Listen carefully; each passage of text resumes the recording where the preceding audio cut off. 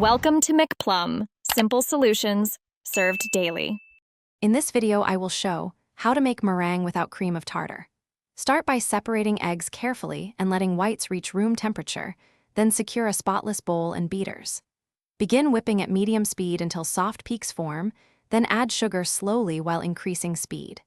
If needed, add a few drops of acid like lemon juice or vinegar to stabilize the foam and achieve glossy, stiff peaks for baking or piping.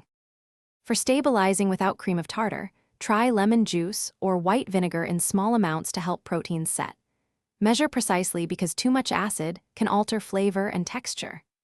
Add acid once eggs reach soft peaks, then continue whipping to stiff peaks for a glossy finish.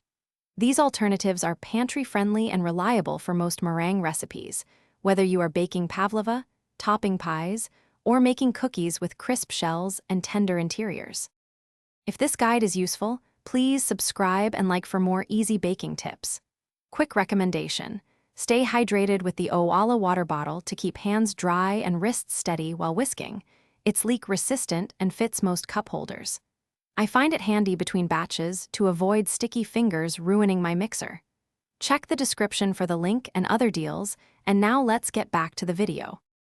Whip smart by beginning at medium speed to build structure, then add sugar gradually for stability and shine.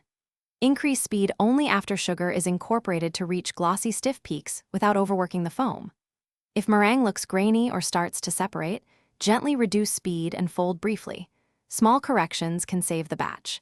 Finish by piping or spreading promptly, then bake or torch depending on your recipe for crisp exteriors and soft centers. Thanks for watching. Stay juicy and subscribe.